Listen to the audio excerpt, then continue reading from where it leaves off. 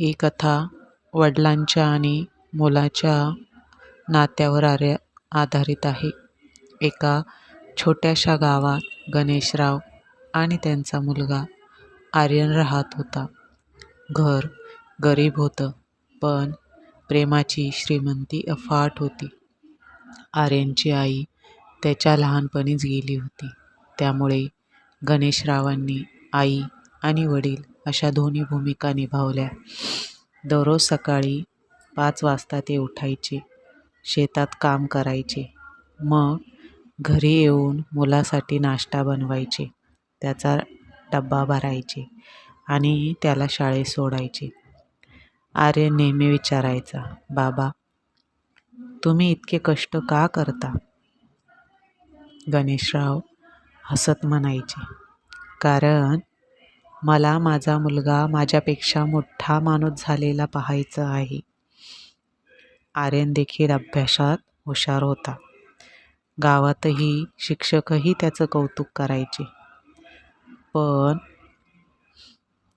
त्याच्या शिक्षणासाठी पैसे कमी पडत होते. एक दिवस शाळेतून नोटीस आली. फी भरली नाही तर परीक्षा देता येणार नव्हती. गणेशराव संपूर्ण रात्र झोपू शकले नाहीत. दुसऱ्या दिवशी त्यांनी आपल्या लग्नात मिळालेलं एकमेव सोन्याची अंगठी विकली आणि मुलाची फी भरली. आर्यनला हे कळलं तेव्हा त्याच्या डोळ्यात अश्रू आले. तो म्हणाला, "बाबा, माझ्यासाठी एवढं का केलं?" गणेशराव त्यांच्या डोक्यावरून हात फिरवत म्हणाले, "बाळा, मुलाचं भविष्य हेच वडिलांचं सर्वात मोठं धन असतं." वर्ष सरत गेली.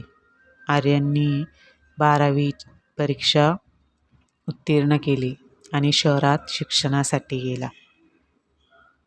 बस स्थानकावर निरोप घेताना गणेशराव म्हणाले, "एकच गोष्ट लक्षात ठेव, कितीही मोठा झाला तरी माणुसकी सोडू नकोस आणि बाबांना विसरू नकोस."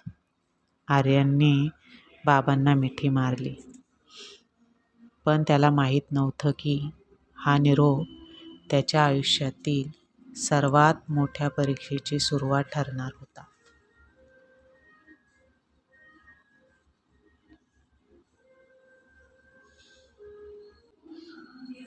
शहरात आल्यावर आर्यनचं आयुष्य पूर्ण बदललं. मोठं कॉलेज, नवीन मित्र, नवीन स्वप्न आणि करिअरची धडपड. दिवस कसे जात होते त्यालाच कळत नव्हतं. सुरुवातीला तो रोज बाबांना फोन करायचा, "बाबा, मी ठीक आहे, तुम्ही औषधं वेळेवर घ्या." आनंदराव आनंदाने म्हणायचे, "मी ठीक आहे बाळा, तू फक्त मन लावून अभ्यास कर." पण जसजसा वेळ गेला तसतसे फोन कमी होत गेले. रोजचा फोन आठवड्यातून एकदा झाला, मग महिन्यातून एकदा आणि नंतर कधीच. गावात मात्र गणेशोत्सवाची गणेशरावांची दिनचर्या बदललेली नव्हती. संध्याकाळ झाली की ते घरात बाहेरच्या जुन्या बाकावर बसायचे. प्रत्येक वेळी मोबाईल वाजला की त्यांच्या चेहऱ्यावर आशेचं हसू यायचं. पण अनेकदा तो फोन बँकेचा किंवा शेजाऱ्यांचा निघायचा. रात्री झोपण्यापूर्वी ते मुलाचा लहानपणीचा फोटो हातात घ्यायचे आणि हळूच म्हणायचे, "बाळा, खूप दिवस झाले तुझा आवाज ऐकला नाही." एक दिवस शेजाऱ्याने विचारलं, "काका, आर्यन कधी येणार?" गणेशराव हसून म्हणाले,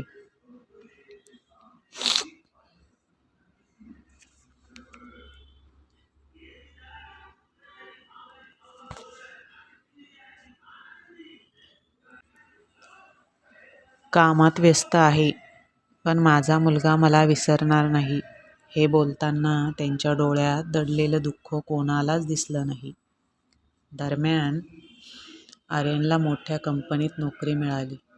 पहिला पगार मिळाल्यावर त्याने महागडा मोबाईल घेतला, नवीन कपडे घेतले, पण बाबांना फोन करण्यासाठी वेळच काढला नाही. एके दिवशी गावातून फोन आला, "गणेशरावांची तब्येत बरी नाही. शक्य असेल तर लवकर या." आर्यनच्या हातातून मोबाईल खाली पडला. त्याला बाबाचे प्रत्येक शब्द आठवू लागले.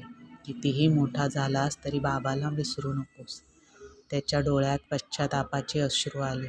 तो ताबडतोब गावाकडे जायला निघाला. पण मनात एकच प्रश्न होता. मी खूप उशीर तर केला नाही ना? आर्यन रात्री उशिरा गावात पोहोचला. घरासमोर लोकांची गर्दी होती. त्याचं हृदय जोरात धडधडत होतं. तो धावत घरात गेला. खाटेवर गणेशराव शांत पडले होते. त्यांचा श्वास मंद झाला होता. आर्यन जवळ बसला. त्यांचा हात हातात घेतला आणि रडत म्हणाला, बाबा, मी आलोय. मला माफ करा. मी तुमच्यासाठी वेळच काढला नाही. गणेशरावांनी हळूच डोळे उघडले. मुलाचा चेहरा पाहताच त्यांच्या ओठांवर हलकसं हसू उमटलं. ते मंद आवाजात म्हणाले, बाळा, मला माहिती होतं तू येशील. आर्यन रडतच म्हणाला, बाबा, आता मी तुम्हाला कधीच एकटं सोडणार नाही. गणेशरावांनी त्याचा हात घट्ट धरला. माझी शेवटची एकच इच्छा आहे. आर्यन घाबरत म्हणाला, सांगा बाबा, मी काहीही करेन. गणेशराव म्हणाले, माझ्यासाठी रडू नकोस. तुझ्या मुलावर तसंच प्रेम कर जसं मी तुझ्यावर केलं. आणि आयुष्यात कितीही मोठा झालास तरी आई-वडिलांसाठी वेळ काढ. त्यांना पैशाची नाही, आपल्या माणसांची गरज असते. हे शब्द ऐकताच आर्यनच्या डोळ्यातून अश्रूंचा पूर आला. त्याने बाबांना मिठी मारली.